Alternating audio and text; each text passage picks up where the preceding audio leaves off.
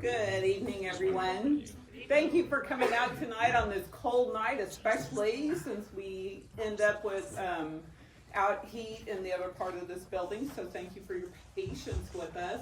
For those of you that don't know me, my name is Lisa Lacombe, and I spent my career here at the Burr Oak Nature Center, and now I just come back once in a while for special programs like this one. So I wanted to start out our program this evening with an excerpt from The Endless River, which is a book written by Brett Dufer. Some of us await the perfect moment to launch from solid shores, waiting for the perfect to arrive. The perfect temperature, the perfect day, perhaps a certain peak of vitality, or a never forthcoming nod from the universal winds. United in feeling the divine gratitude in the moment of casting off as the canoe leaves the shore, sliding effortlessly beyond. All the things long known from shore become new again, seen from a disconnected distance, fading, as they were meant to, as only the natural pulse of things gracefully allows. I have the pleasure this evening of introducing Miss Dee Landau. And Dee, yeah, give her a hand, please do.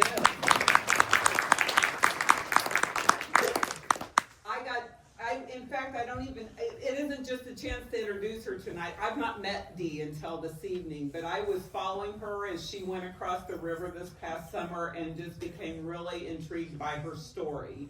So Dee grew up in New Hampshire, and she has always been an outdoor person, even as a kid. And she loved to run as a kid, and this is something that carried clear through to her adulthood. And she began to find trail running, and which led again to backpacking and hiking, where she backpacked across the Appalachian Trail and countless other trails in her journeys. In 2007, is that right, Dee? You moved here to Kansas? I moved here in 2002. 2002. Mm-hmm. And but in 2007 is when the river connection started. Okay, yeah. So you had it right there. So when she moved here to the Kansas City area over in Kansas, she got to meet the Missouri River for the first time. And she began doing safety boats for the MR340. Raise your hand if you don't know what the MR340 is.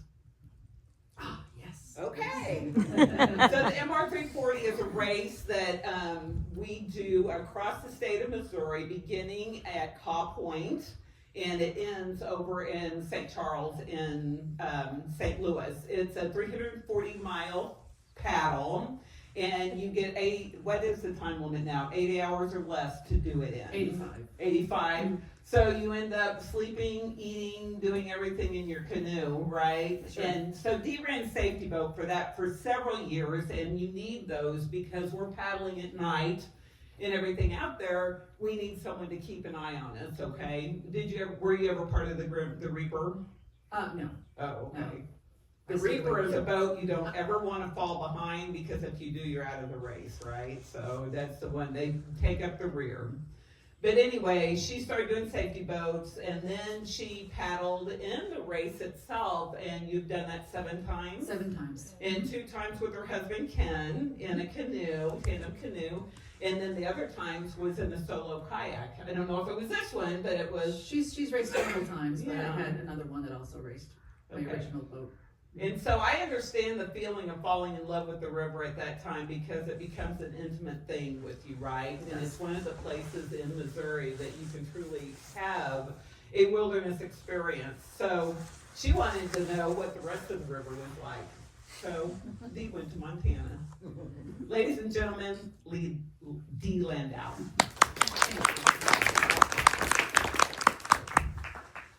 I've heard it said that if you live an ordinary life, all you'll have are ordinary stories. You need to live a life of adventure. So here we are. I'm Dee. This is Floyd. She is an incredible badass on the water and is not afraid of anything. But up here, huge case of stage fright. So she's just up here for moral support and to look cute. and she's asked me to do all the talking. Growing up, my dad's favorite indoor pastime was watching Westerns, specifically John Wayne Westerns. And when I was a little girl, I honestly thought that John Wayne was a member of our family. I thought he was Uncle John, but I just never got to meet him because he lived far away.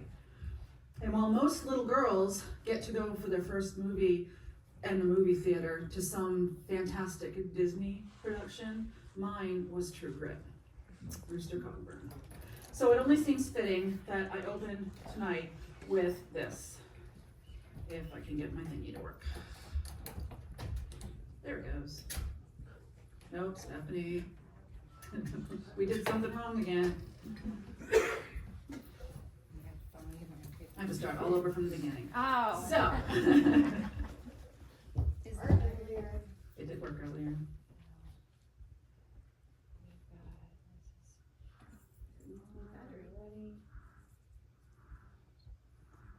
That picture will Turn get it old. off and then turn it back on, I right? did. I did that. Tried that.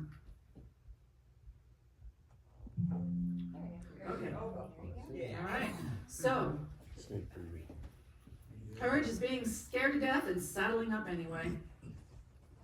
Setting out on an adventure like a 2,400-mile paddle down the Missouri River that most of those miles to me were unknown was pretty darn scary. Starting out in the wild west of the Rocky Mountains, and it's something, honestly, I never considered doing. I was quite happy at my end of the river. I had paddled the 423 miles between Atchison and St. Charles many times, thousands of miles covering that, but one text on a December day in 2022 changed that. My friend Sherry was reading a book from a former, can't look at her while I'm talking. This wasn't supposed to be part where I cried. My friend Sherry was reading a book that a former thru-paddler had written, and she texted me, I think you and I, should paddle the whole Missouri River. This book is making me want to. And since she is one of my favorite humans and I didn't want to let her down, I'm pretty sure I responded with something like this. And the planning began. Through our research, we learned that our river is the longest one in North America. I didn't really know that. It's both wild and it has also been managed by the Corps of Engineers for recreation, for hydroelectricity, flood control, and navigation. So they have it trapped. We would have to paddle through 9 reservoirs, 9 lakes, and portage 15 dams. I've got it separated out here in 3 different sections, which I've labeled the upper, the dammed upper. I put an M in because this is a family-friendly show, but it also, the N would work in this part too. And it starts out at about a little over 4,000 feet in elevation, and as you travel for the 2,400 miles down to St. Charles, it comes down to about 400. So on June 3rd, we launched from Three Forks, which is up here where the Jefferson, Madison, and Gallatin come together to form the Missouri River. And Dee and Sherry's big muddy adventure was underway. I don't have the words to describe to you the jaw-dropping beauty that was Montana. I just don't. So I have put together a brief video which lets the river beauty speak for itself.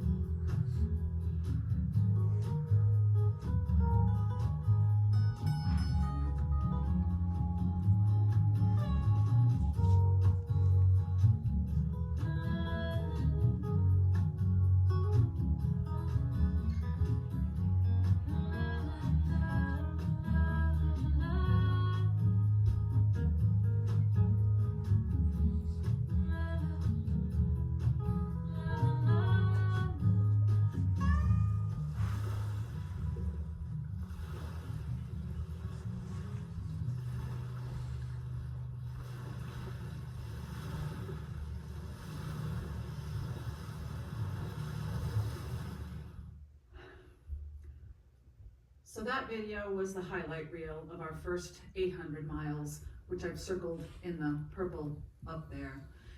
It included all of Montana and the beginnings of North Dakota. It included paddling through the Gates of the Mountains Canyon, which was 5 miles with sheer cliffs on both sides. It was incredibly beautiful.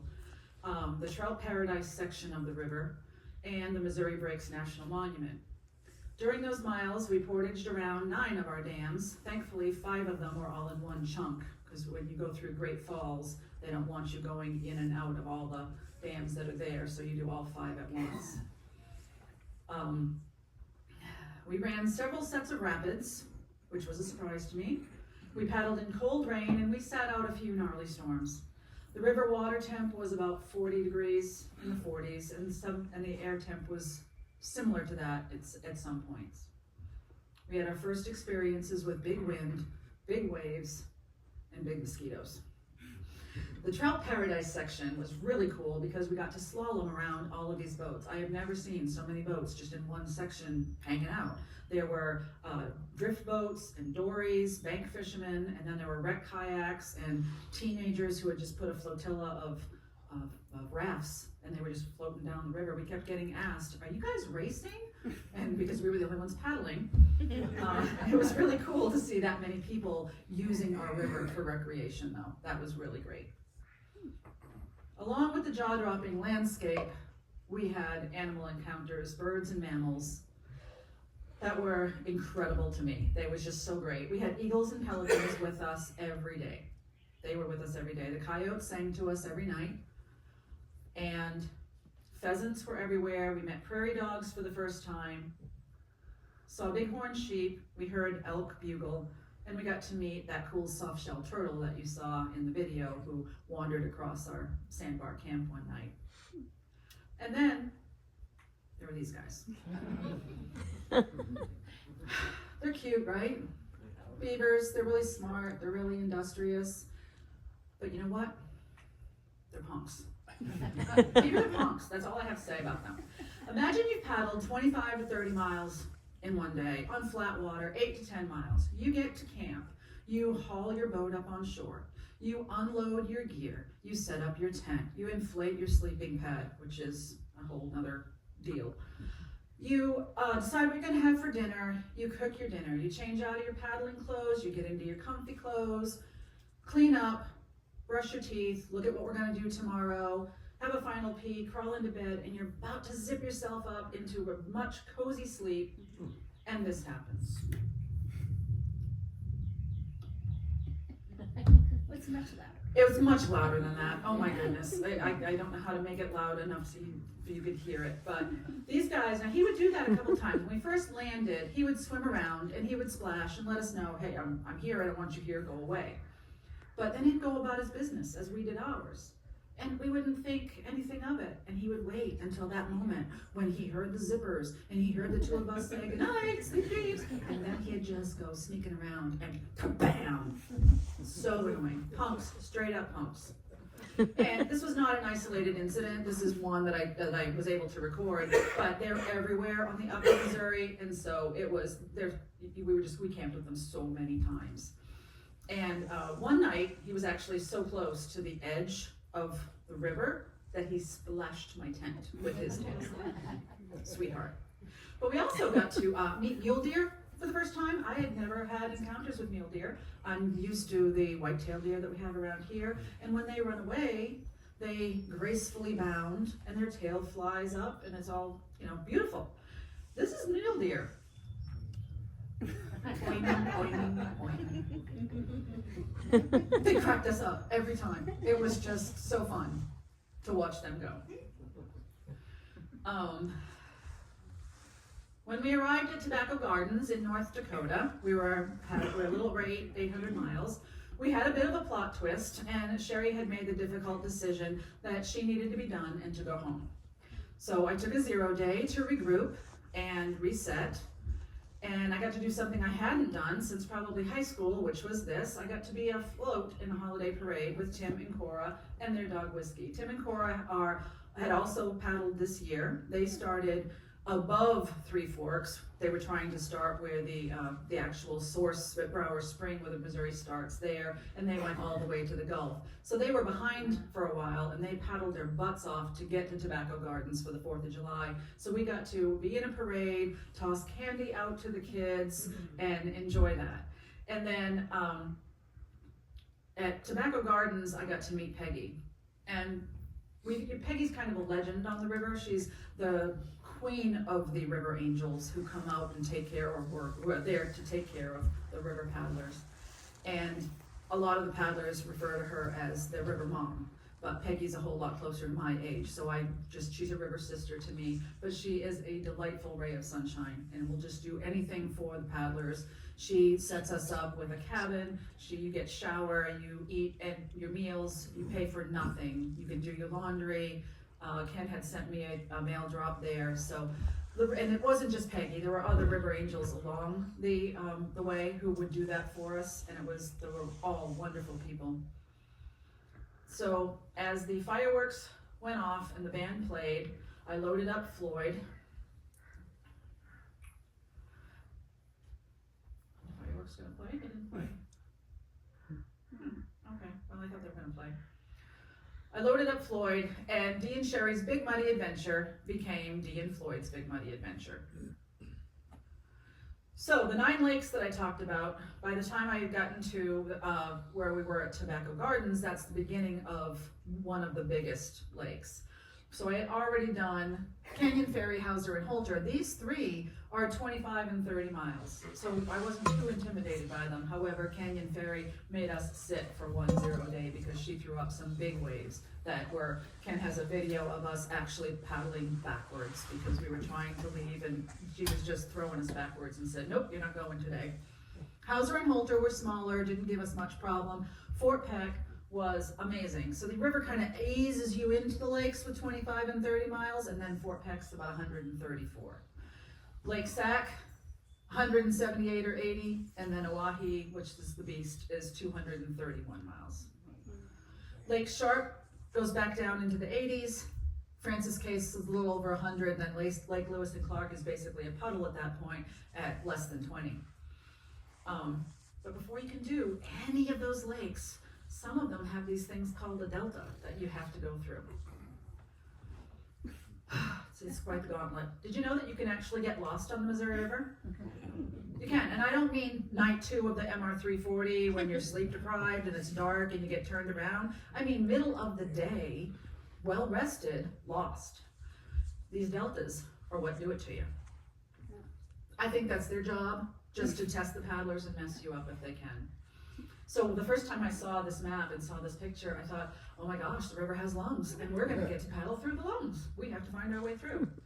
And that's actually not the delta that we got lost in, because it was with Sherry that I got lost, but this one is just the best representation of what they look like. And so this one looks great, right? You just start down here, the river's there, and you come on up, and you can just go right there, and you pop out, and you're on the lake. No big deal.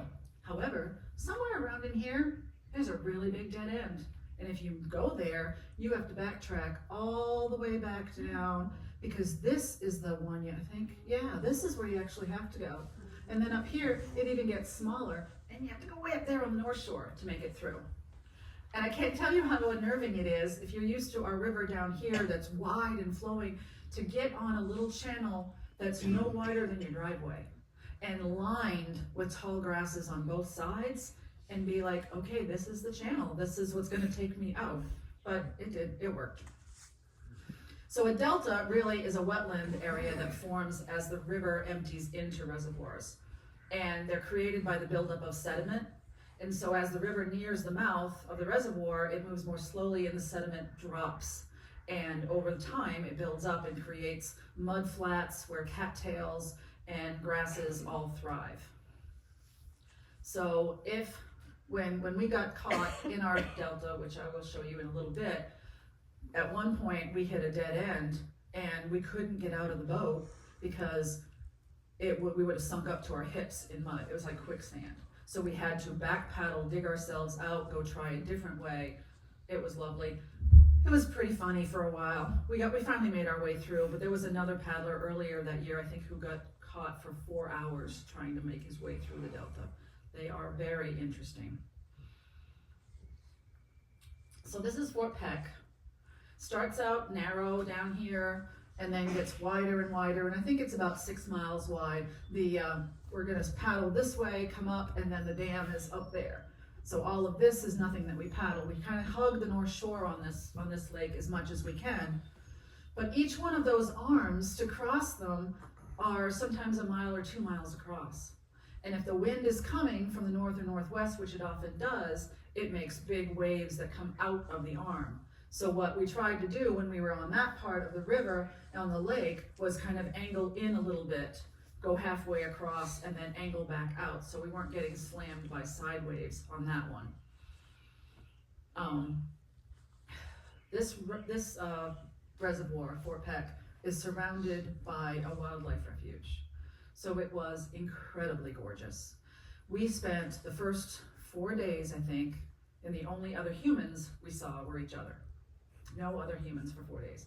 11 days from the time that we started up until we ended, 11 days without cell service. I am pretty sure at that point, Sherry was convinced that I had paddled her to the moon. I personally was in wilderness heaven.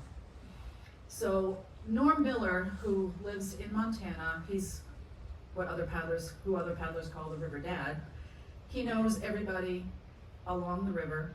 He knows where we are. I had a spot tracker that was keeping track of me while I was paddling. Norm always had his eyes on where I was. And if I had had trouble, he would know who to call, who would be close enough by. Well, when we were on Fort Peck, I got a message from him that somebody named Dave Forbes, who I'd never met before, was camping out there. Now, Dave apparently is likes to come out and spend some time in the wilderness, and he was up here on one of these little fingers, a little spit of land up there somewhere, camped for a few weeks. And I was just concerned about getting our butts off of this lake. That day we were fighting waves. We were paddling way above our pay grade that day. So I remembered Norm said, Dave Forbes is out there, you may want to see him, but I didn't pay any attention to it. However, when Sherry and I were about to head across the last big part of open water, we were trying to decide, should we go across the open water or should we stick to the shoreline and kind of ease our way along? Now I will mention that this lake, the shoreline of this one is over 2,500 miles, I think. It's a big one. We saw a storm coming and we decided we better hold off for a second, see where that storm's gonna go. So we pulled over onto a little sandbar area to wait and just keep an eye on the storm.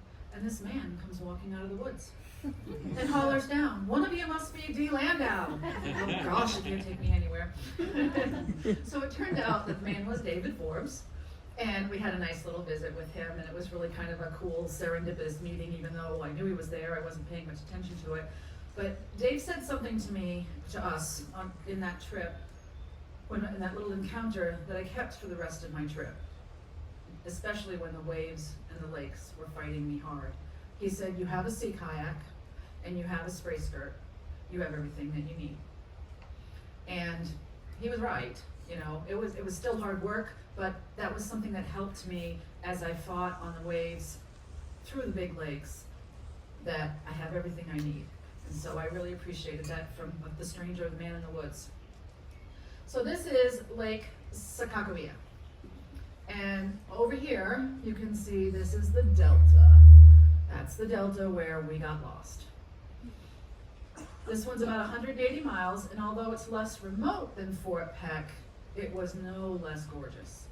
There was more activity, lots of fishing. This point over here, I think is called Independence Point, and I had to, as I was paddling around that area, I had to do some mega slaloming around the fishing boats there. But the fishing boats in this lake were not fly fishing, and they just dropped their lines straight down beside the boat, which was handy because I didn't have to worry about getting clotheslined by a fishing line while I was going by. This one is where I met wild horses for the first time. That point there, after I had gone around that point, I stopped for lunch and a herd of wild horses came trotting down to the lake. 2 of them were brave enough to come down to the water. The rest of them saw the scary human and turned and ran off. But Lake Sac, on the map, they don't look that like a big deal, but this lake gave me an incredible respect for sight lines. For those of you who are familiar with the MR340, you probably know what this is. The lights that you see down here, that's the Herman Bridge on the river. Where I am right here, 6 miles away. You can see the Herman Bridge for 6 miles. And if you went to the Facebook page and just put in Herman Bridge or Herman, you would see all sorts of people complaining about, oh my gosh, that bridge, I was looking at it forever, it takes forever to get there. Well, on Lake Sac, sight lines are a little different. See that little spit of land right there? Hours and hours of paddling to get to that. I sent to Ken, I think I talked to him that day, and I said to him, I promise you I will never complain about the Herman Bridge again, because after spending so many hours to get to that little spit of land, it was easy peasy. When I got to Herman, I was like, oh, there's the bridge, I can do that. And then there was Oahe, which has been nicknamed the Beast. 231 miles long, she runs north-south this way with a big curve in the middle. And a couple of paddlers this year decided, instead of coming down and paddling all the way around to just get back to here, that they would just portage across and skip the paddling. And apparently they do not recommend that. Tor did it right after they had had a rainstorm. So he ended up getting sucked in the mud going across. And Tim and Cora did it later on, and they said it wasn't, they should have just paddled. So I chose to paddle. This lake has a reputation of being the most treacherous of the lakes, but overall, she didn't give me too much trouble. I had one afternoon though, where she picked me up and put me on the shore to sit.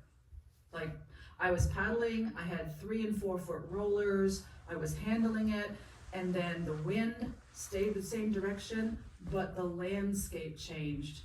And so I now had waves coming from the side, and I couldn't fight the waves coming from the side. That's a recipe for disaster. And those waves just picked me up and plopped me right there. That's where you're gonna sit now. Later on that day, the winds calmed down and I was able to get to where I wanted to go. But what Oahe did give me, besides that one day, were storms. Yeah, so the blue dot up here is me. This storm was thankfully going across that way.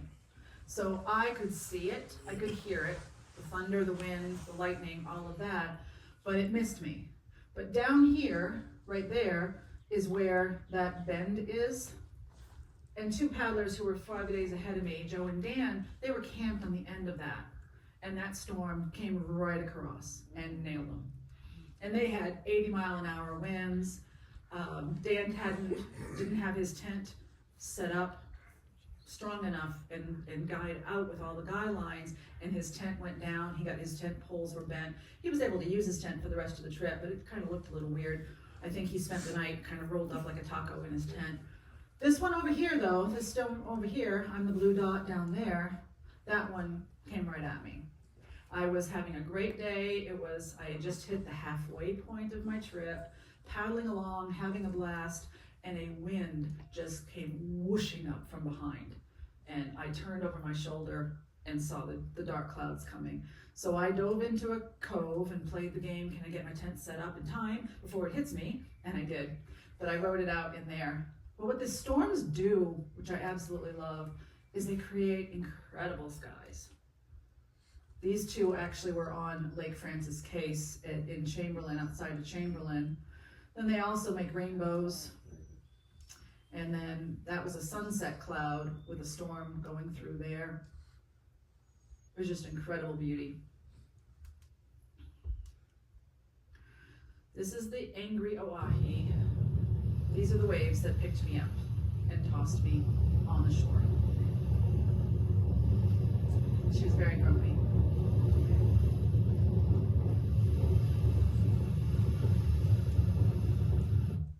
A few days later though, she's happy. Look at that.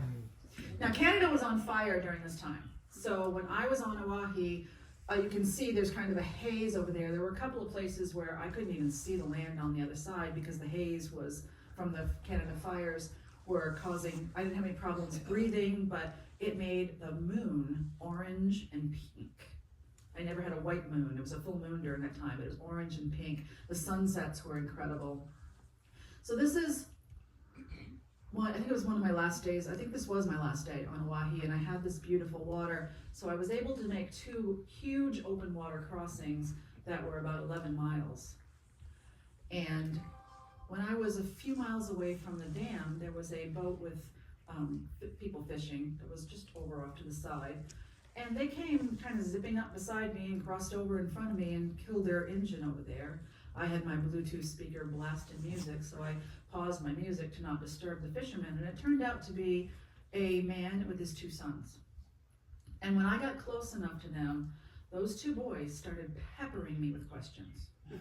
Where'd you start from? Where are you going? Do you sleep in the boat? How do you pee in there? What's all this gear? Why are you riding so low? What are you eating? They were just all the questions. They were very cute.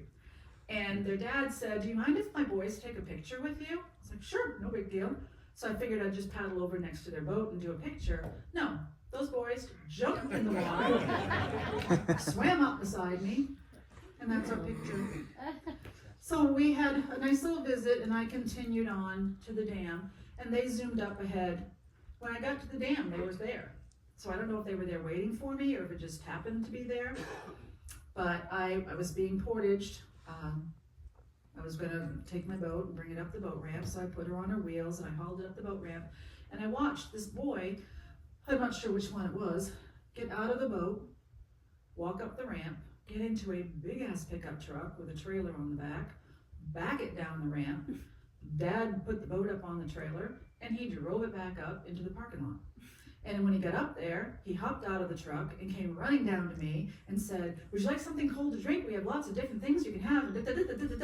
So I went up to there and visited with them, and I found out they were 11 and 12 years old. And the 12-year-old was the one who just went and got the truck and backed the trailer down. Aww. If any of you have ever tried to do that, you know it's not an easy thing to do. No. Then the 11-year-old looked at me and said, are you at all concerned about getting blood clots? Sitting for so long? I said, well, I wasn't, but I think I am now. They were just incredible young men, and their dad sent me that picture, and when I messaged him back, as your sons were crazy cool. So, river angels. I mentioned river angels before. They come out and portage you around the dams. Now, when Sherry and I started out, we had a bank bunny with us. We had our own little river slave who was well, Sherry called him York a few times. So Ken was with us for the first 2 weeks. So the first portagings that we did, we didn't need to rely on anybody else outside strangers because Ken was with us. But once he left after the first couple of weeks, I needed to rely on others. And they get really creative with how they take your boats. And I remember Sherry saying, I would never let my husband put my boat in the back of a truck like this, but we did.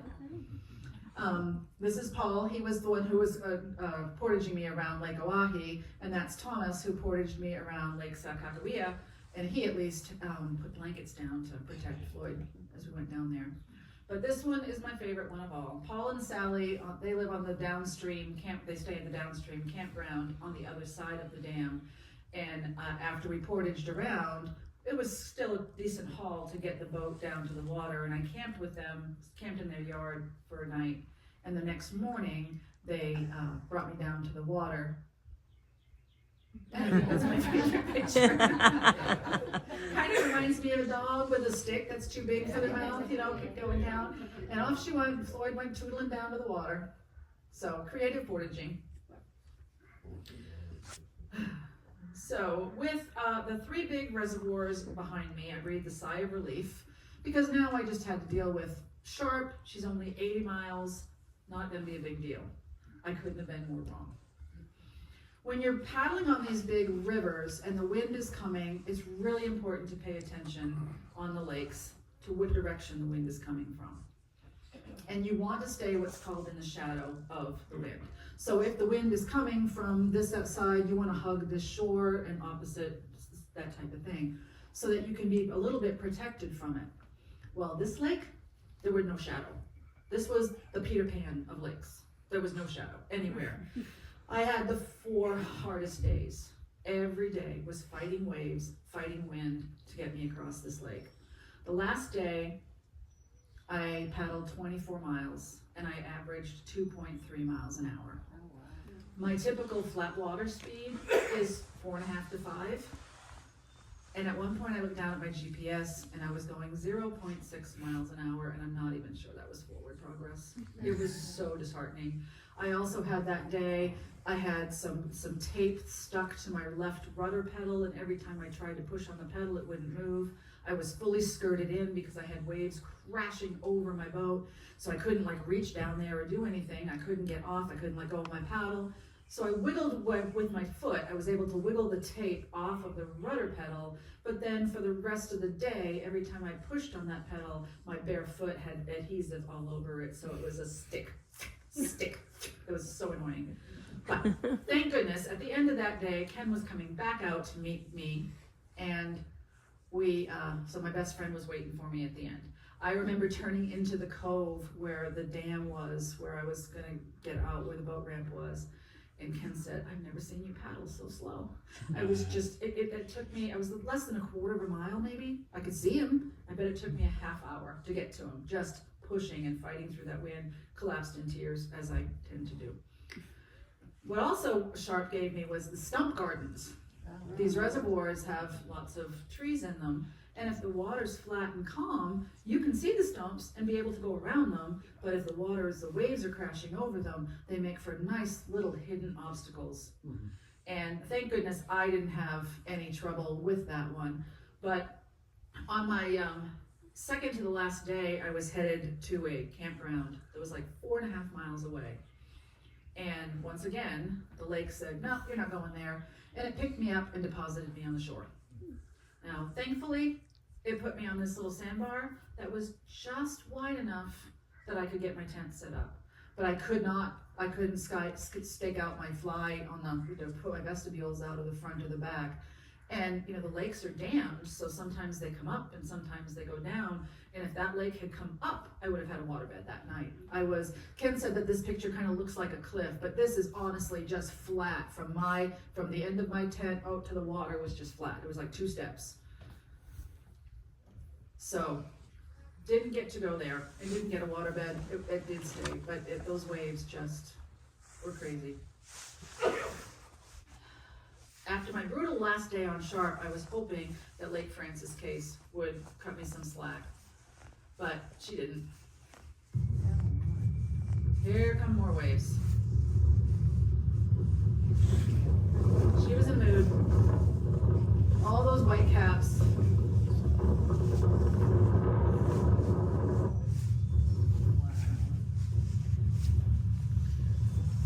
But that day I was in a mood too. Ken was with me. He had just joined me, and I was going to be meeting him at a campground that was somewhere beyond that spit of land over there. And I just didn't want to sit and wait. So I decided to try something I had heard about that I had never tried before, lining your boat. So lining your boat is when you walk in the water and you bring your boat along with you.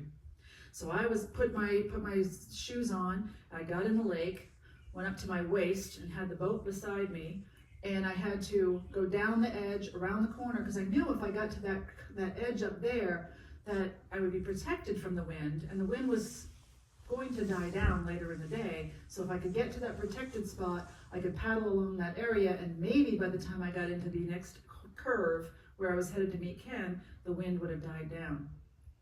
So I get in the water and I come around the curve, and there's this huge herd of cattle right there. And they all saw me, and some of them were in the water, and they all took off and ran up on the land. But I think I heard one of them say, she's doing it wrong. Should we tell her? They just looked at me like, what's going on? So I was walking in the boat, and I'm here walking along. I stayed right about here. I had a rope, too close to that microphone, to that speaker, and just held onto the boat. We were being crashed, the waves were crashing us, and walked through until I could get to the protected side, pushed through the waves, jumped in, skirted myself back up, and then went back out. And I made the 28 miles I had planned for that day. I made it to camp with Ken. Uh-oh, what'd I do? Something happened. Where'd my display go? Stephanie? Oh, there it is. No. Yeah, it's okay, it's back. There it is. Thank you. It's not on the screen. Okay. So maybe you need to make sure that you're not muted on the wall. Oh, it went to sleep? It shouldn't have. I've never seen it say mute. I've never seen it That's do your that. computer. Did it switch to hers? No, it's on mine. Oh, go back to that. Oh, no, I know what it did. Phew, I didn't do it. It says this. It's not, Yeah, it's not your It's not my fault. Okay, good. No, Thank you. it was sweepstakes, I'm sorry. Yeah, it's one of those things they say, oh, it's shouldn't do that anymore. And then it does it.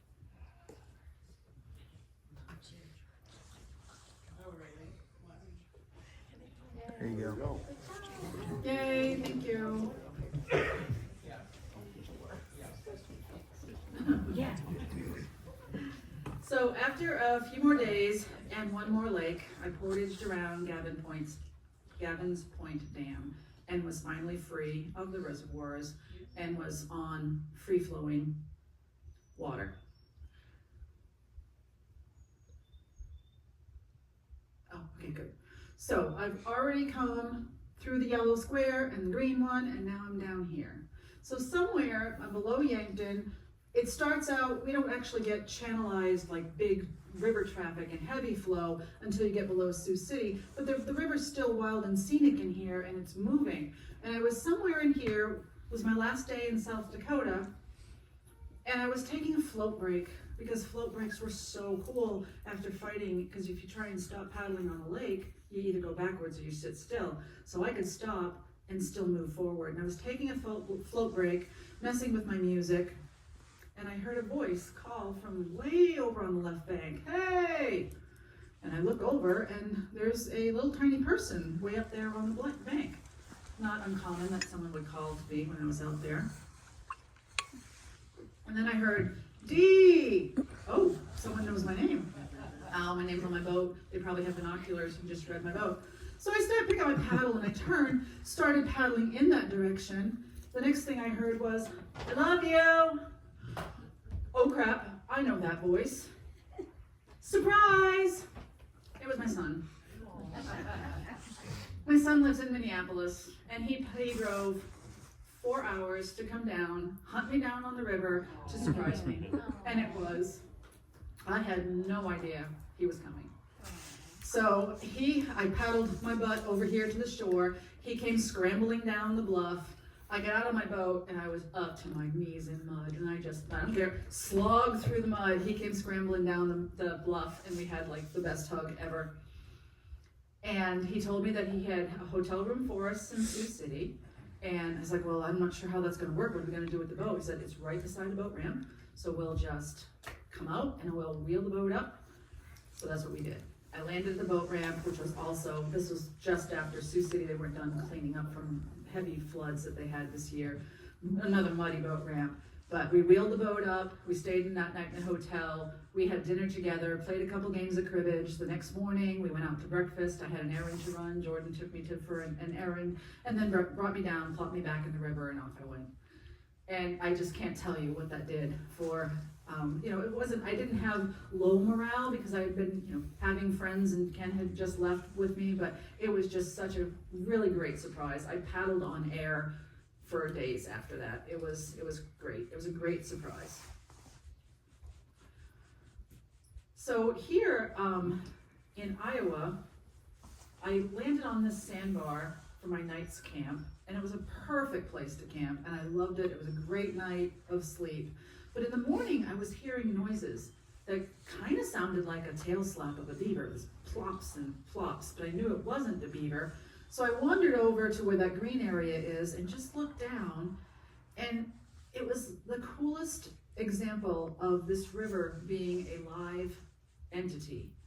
And she was taking back the sandbar.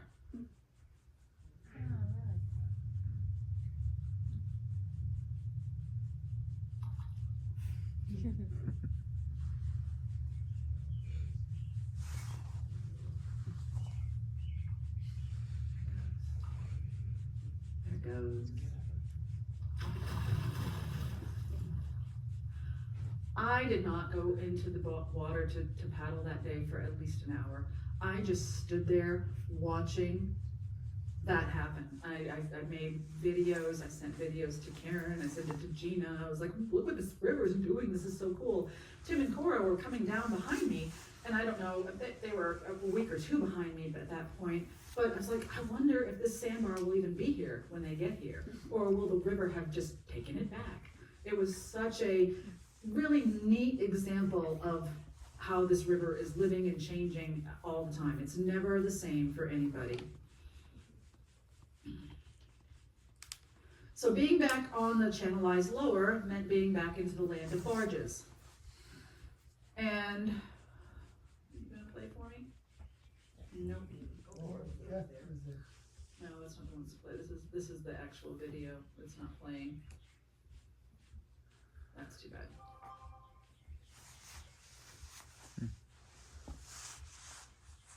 Okay, well, so this is a barge. I had a video of the barge actually going by, and you could see what the barges do. I typically don't wait out a barge. I just kind of get out of their way. On this channelized river, it's wide enough for, there's room, they stay in the channel, and you can just scoot off and get out of their way and then come back on. This barge tug, her name was Faith Geraldine, and when she was going upriver, I met her right around Nebraska City. And she was coming around a turn, and the river was really fairly narrow there. And I took one look at her and said, I don't want to mess with her. So I pulled over and got on a sandbar, and as she went by, I was watching the water get displaced as the bulk of the barge went by and pulling the water away from the sandbar. And then after she went by, the waves that just come crashing from her motor and her engines in the back. And on the river, if it's wide enough, you get some bumps, you get some waves, but when it's narrow like that, the barge wake just reverberates off the bank and keeps going back and forth, and it can last 20 to 30 minutes of crazy, like washing machine type water. So she had gone upriver, which is the video that didn't play, and now this is her coming back down 3 days later, and she did a good job of timing it. So I was in Atchison, and I hadn't launched yet. My friend Jessica was coming up to paddle with me, and so we just waited her out because she was pretty big. And so we waited her out. She got stuck. They opened up the bridge at Atchison. They opened it up, it swivels so that the barges can get through, but the barge pilot misjudged, so we had to wait for her to go. But so that's just an example of what not all the barges are that big, but she was one of the ones I kept an eye out for. I was crazy excited about my last 423 miles being my victory lap because I live here. I've paddled these miles. I've often said I could probably do it blindfolded if I had to, that I can't, but you know, it's fun to say that anyway. So my friend Jessica got first dibs to come out and paddle with me. And my 423 miles really exceeded my expectations because I had started off with Jessica paddling with me. The next day I was heading past Kansas City, and Ryan came out at Caw Point holding up a big sign, Yay Dee and Floyd, and called to me as I went by, which was awesome. Ken came out to a boat ramp and brought our dog Kuma so that I had a little visit with Ken and Kuma. And then further down the river, this happened. My friend Jeff is a flight instructor and a pilot, and he knew I was going to be on this sandbar that afternoon, so he flew over and dropped me a care package. I got airmail. Down here at the bottom, keep an eye right at the bottom of the bridge piling, and you'll see the splash. Thankfully, the box landed in the water because I'm pretty sure if it landed on the sand, the impact would have crushed it. So he dropped me 2 giant Ziploc bags full of ice, which was so cool, and a smoothie drink, an energy drink, and a handful of candy bars. And that was a shallow part of the river right there. So even though the box dropped in the river, it was easy to go and retrieve it. And it was just so cool to have that happen. But that was not the only exciting thing that happened that night. What date was that about? Like September? I finished August 24th, so this was the week before that. So mid-August. So Emily, my friend Emily, was coming out to camp with me that night. And so she launched just upriver of this sandbar, came down, brought me dinner, and we set up our tents. And I will say, the entire afternoon when I was there, not one train went by on that track above us. And as soon as it came to be sunset, every 15 minutes. Like you would just finish, have one going by, and you'd hear the ding, ding, ding, ding, here comes another one. So it was not gonna be a restful night of sleep. Another paddler ahead of me had camped here, so either he was deaf or had really good earplugs because it wasn't gonna be a very restful night of sleep. But then this started. The river was on the rise. And this sandbar used to be really big, and I think over time it has changed its shape, so we were going to get wet. And I knew that there was another barge coming upriver, and it was a big one. And if that barge came by while we were there, even if this water didn't get into our tents, the wake from that barge was gonna take us out. So at 10:30 at night, Emily and I took down our tents, loaded our boats, got back on the water in the pitch dark, but it wasn't really pitch dark. We did have a great moon that night, and we paddled 8 miles down to Napoleon, where I knew that there was a boat ramp with a safe, high and dry place for us to camp. Emily came out for adventure, and she got an adventure with capital A. It was really fun. She and I have actually never night paddled together before. We've raced in the 340 at different times, but she would be in a different part of the river, so we had never night paddled before. So from there, the next morning, once we got set up at Napoleon. The next morning, we paddled down to the Waverly ramp that I was really looking forward to that stop because my friend Rob is there in Waverly. He's a river angel extraordinaire and has been a good friend for many years. And that's also where my friends Candy and Krista came out to paddle with me for the day and night. We went paddled down to Hills Island and we camped down there. Then they spent the first 18 miles with me the next day down to the Miami boat ramp where their guys were ready to take them back, and I continued down river to Glasgow.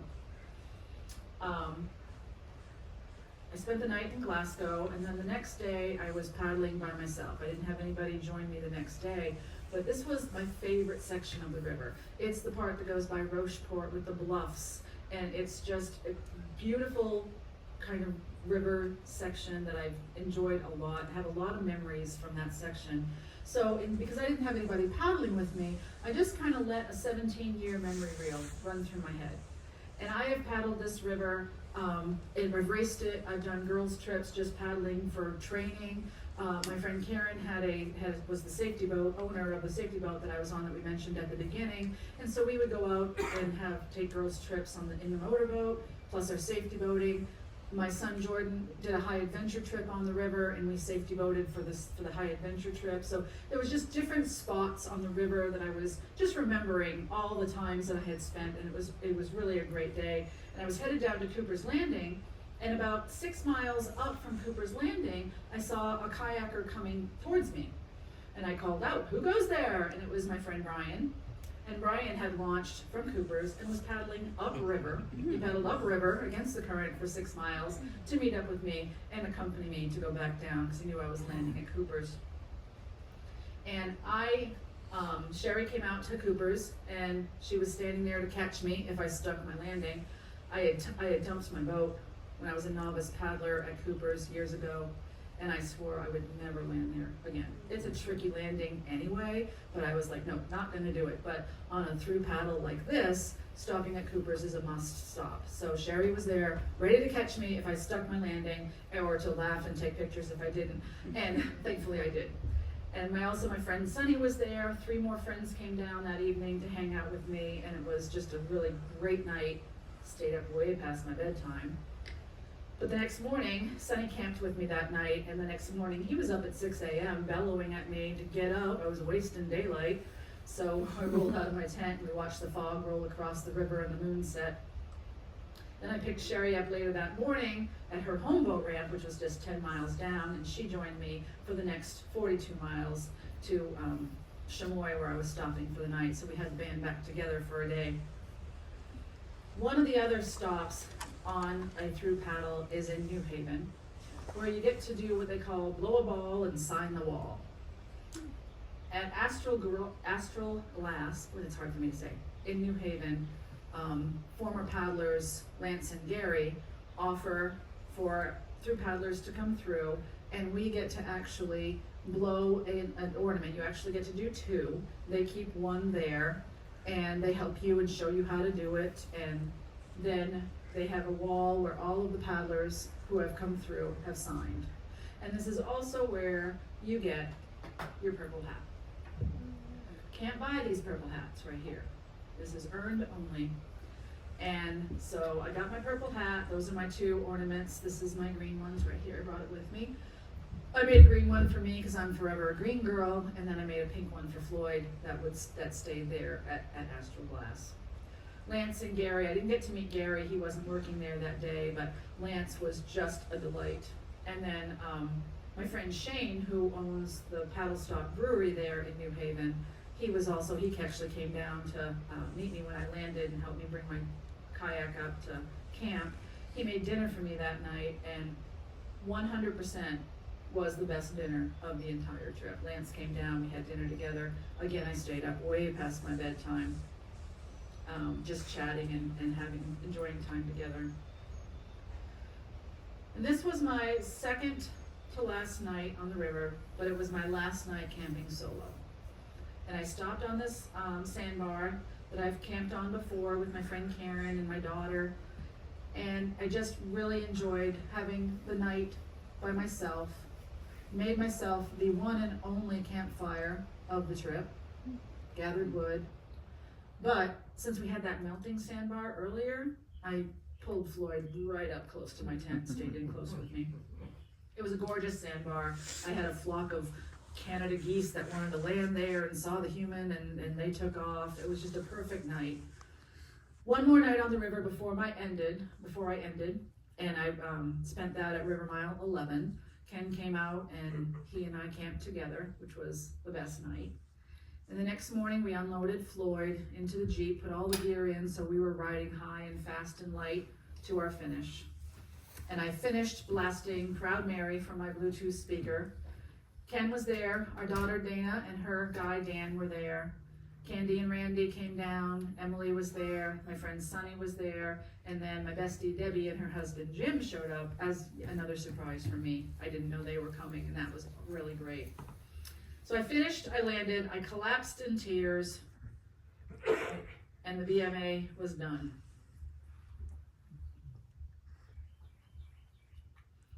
You might have read this on the introduction or the information that Lisa had sent out. Doing a through paddle of the Missouri River takes research and planning, choosing the right boat for you, good gear that will last, training to set yourself up for success. But it also takes inspiration, encouragement, support, and love for family and friends along the way. And I had so much support. I was solo out there, but I was never alone. And I had people texting me, messaging me, those who were following me on my spot tracker. Every night I pushed the button that said I'm okay, and that was my husband, my 3 kids, and Norm. And every time I pushed that button, one of my daughters would send me a bunch of cheer emojis so they knew that mom was okay. And I have one more video, boy, I hope this one plays, that I've made for you that I hope you will indulge me with. And this is my honoring my friends along the way. The song that I've chosen that goes with this video is from a hiker who was a friend of Norm's, and he was a friend of Sonny's. Ken and I met him. His name was Walkin' Jim. And I think it just describes perfectly what all of my friends and family and those who were following along, who, like Lisa, who I hadn't even met yet, and what that meant to me to know that you were out there.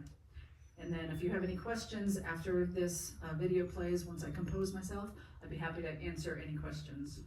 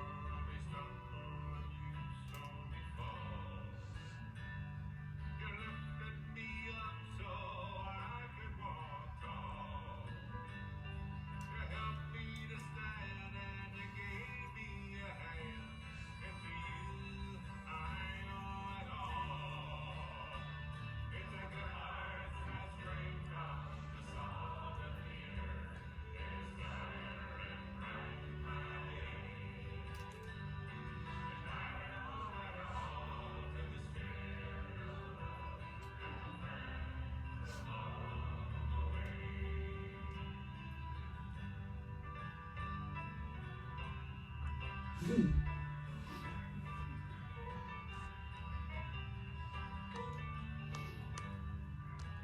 big pieces.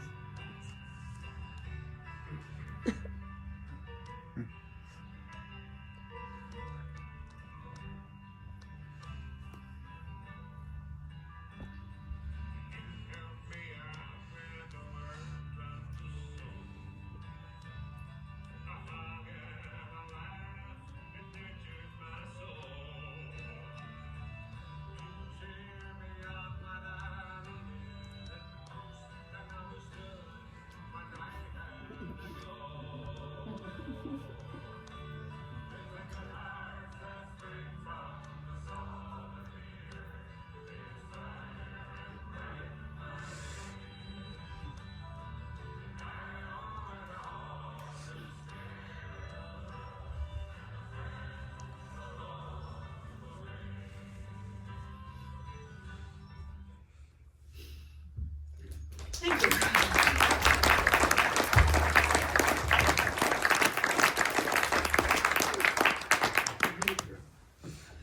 Does anybody have any questions? If you, I have a microphone to come around. I have no idea, this is probably dumb, but could you ever mount like a sail to that? You could, some paddlers will use an umbrella. Okay. And actually, a friend of mine who has a boat similar to this has a place where you can stick a sail in. And I did bring an umbrella and thought maybe if I had a tailwind, I could use it. But the days that I had a tailwind, the umbrella was buried under. But yeah, you could. Like, would it ever make it safer when you had all the wind and the waves? Or is No, it I don't more think just it would a- make it safer. Make it Yeah, easier. it would only work for a tailwind, really. And then with a sail or anything in front of you, even the umbrella, you couldn't see where you're going. So I chose not to try it, but You never get a tailwind. no, you don't ever get a tailwind. Yes, Physically or mentally both. Doing a trip like this, they say is usually 20% physical and 80% mental. And because I had hiked the Appalachian Trail before and I had experience being a solo person in the wilderness, I kind of knew what to expect for it. But yeah, there were days, and I didn't talk about the last day on that little lake, Lewis and Clark, the one I said was going to be a puddle. That turned out to be a puddle full of recreational boats, pulling tubes, skiers, and all of that. And so between the wind and the waves and the boat wake, I fought and fought and fought to get the just a few miles across that lake. My last 100 yards, I could see my husband at the beach where I was landing. A motorboat came out to the left of me, and I thought, okay, they're not going to the left, and he cut right in front of me, and I literally had to paddle backwards. And so when I got there, my husband was there, my boat was there, my car was there. I burst into tears and said, that's it, I'm done, I'm going home. This is it, forget it, I'm done. And then I was like wanting to do all the things by myself, and he yelled at me. He was like, I'm doing it. And so I had to go stand in the water and put myself in timeout for a while. But I wasn't going to go home. It was just, me being emotional at that point. But yeah, it's a lot of mental and the physical. I wasn't really worried about the paddling part, but what I was worried about was the hauling the boat, because she only weighs 35 pounds empty. But I probably had over 100 pounds of gear in her. At any given time, I had 10 to 18 liters of water. Water's heavy. So I was concerned about bringing her up boat ramps, hauling my gear on shore and all of that. And that's where my friend Jessica comes in, because I hired her to be my personal trainer for 3 months. And she worked me out and got me strong and ready to be able to do that part. So that helped a lot. Why did you carry that much water instead of treating water? Well, because the river has agriculture and it has industry. And I have a water filter. Where's my water filter? Where's my water? Here it is. I did bring my hiking water filter, and I did filter sometime, but only when the water was flowing and it was clear, because these can only take out so much, and I didn't want to get sick. And so some of the remote places where there was no place where you could get water that you knew was potable, I just carried. So I had these dromedary bags. I had 2 of these, and they were 10 liters each. and I would fill these, and then I had my little, my Nalgene type bottles to drink from. So I didn't not filter, I did filter some, but I didn't wanna rely on that totally, which is, seems kind of strange, water everywhere and can't drink a drop, right? Yeah. I had a question over here, Dee. Yes, This yes. one says, Joe and I had many difficult experiences with the muddy river banks on the upper Missouri. Did you have any difficulty with the mud in Montana or the Dakotas? Didn't, I don't remember, did we, Sherry? I don't. Remember we had a day we couldn't get from the boat to the bank? Oh, that was, yes, we did. We were on, taking a 0 day, because of wind, and rain. And we moved, I think the shortest day that we paddled together was 4 miles. And we were camped on a riverbank that was kind of a downhill slope. And we were both afraid, knowing that storms were coming, that downhill slope would end up being a mudslide. So we packed up and we went downriver, and we found another spot to camp about 4 miles down, but it was also a muddy bank. And we ended up taking a 0 day there because the mud was like, it was just like concrete you would walk through it and you would just kept clumping and clumping and clumping. But when we landed, it didn't give us any trouble. It was dry and hard. It was only that way because of the storm. But I don't remember any other time in Montana or the Dakotas that we chose well where we camped. Got another one. What kind of training did you do in preparation for this? Well, I think I've already answered that a little bit, because Jessica, the personal trainer, I worked on strength training a lot. The paddling, I wasn't too worried about. I did take care of my hands. There's a spray that hunters, I grew up with it because my dad had beagles, that hunters use on dog paws. It's called Tough Foot, and it actually toughens up the pads on the dog's foot so that if they're going through crusty snow, it won't cut them. But for us as paddlers, it kind of makes your hands a little bit more rugged, and so I use that, and it smells a little funny, and people complain about that, and you kind of crave dog liver treats every now and then, but it works really well. So I did not have any blisters on my hands. I didn't have any hand troubles. Where I did get blisters was the dang sun. The sun was incredible out there, and I stayed protected mostly, but I don't wear gloves when I paddle, and the backs of my hands, where I would just have random blisters that I wouldn't even have had anything there, and I would look down and there'd be a blister, and I didn't feel like I was sunburned, but I mean I had blisters that were the size of quarters that came up on my hands. That was really strange. Got another one for you. How would you recommend someone should begin researching doing their own through Paddle of Missouri? There is a website. It's very easy, MissouriRiverPaddlers.com, and that website is where Norm Miller, who I mentioned earlier, that's his website. He's created it and he put it up for us, and it has everything you could ever want to know about the river. There are all of us who have done a through paddle. Norm sends us a question and answer form, and so there are scores of Q&As that you can go through to find out answers to any questions. The questions were great. They're really insightful questions. There's links to other paddlers' blogs if they did a blog. Dan and Joe, Dan did a blog every single day, and so that's Norm posted those up there. There's links for maps. There's a book. It's called The Complete Paddler, or as Sherry and I called it, was Miller's Book of Horror. It was written. Dave Miller is a fantastic gentleman, and he did write this book, and it's kind of a guidebook for the river, and I meant to bring it tonight, but it's not here. But it was 20 years ago, so I didn't rely on it too much, because a lot of things change in 20 years, and I wasn't sure that where he said this was still going to be there, but it is a great resource, but the website is where you go. That's where you go.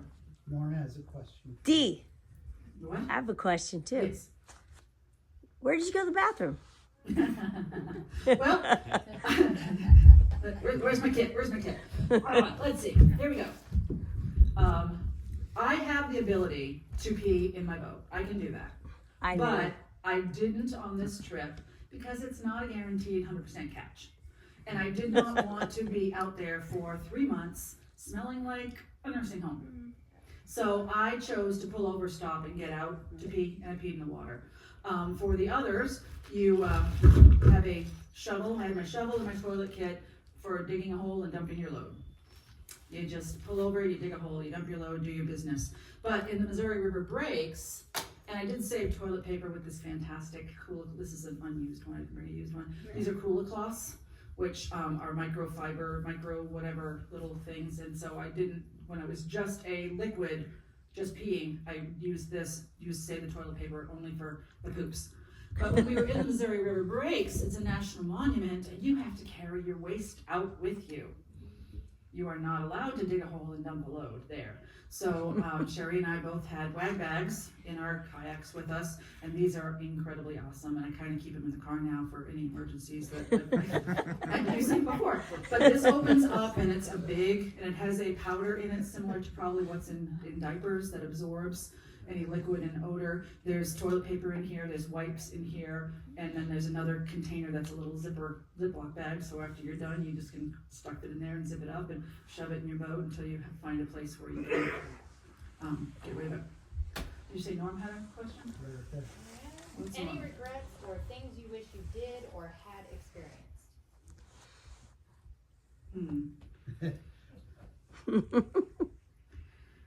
I don't think I have any regrets.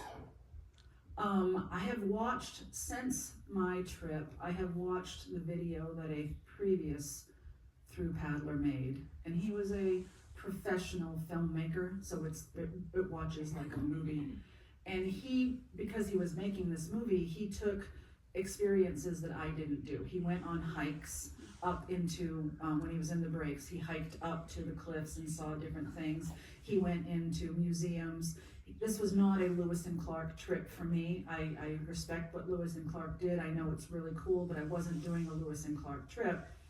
So I didn't get the chance to do all of those. I was paddling the river, and that's what I was doing. I will go back and with Ken, and we will go back and do a little bit slower section here and there to be able to experience the things that I didn't take the time to do. But regrets, I don't think so. Here's a question from somebody who would matter. Dana. This one, what was the biggest thing that you experienced or that surprised you about yourself on this adventure? Love you, Stubby. This was awesome. The biggest thing that surprised me about myself on this adventure.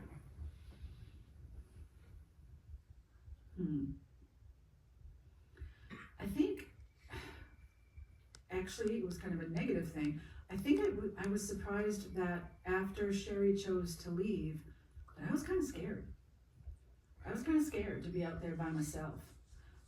I've experienced, when I hiked the Appalachian Trail, I was solo for the most of the hiking that I did, but the AT has thousands of hikers that are out there all the time. So if anything had happened, a hiker would have come by soon, and I saw people every day. But going through periods of time where I didn't see another human for 4 or 5 days, it was a little unnerving. So that surprised me about myself. I got over it. I sucked it up and got over it. But I remember that first morning leaving out from Tobacco Gardens on July 5th, and I got up before the sunrise, and I paddled into the sunrise. I didn't want to say goodbye to anybody, and I cried myself out into the lake when I left because I was scared. So I think that was something that surprised me. That's all. Any other questions? Is there? There's more.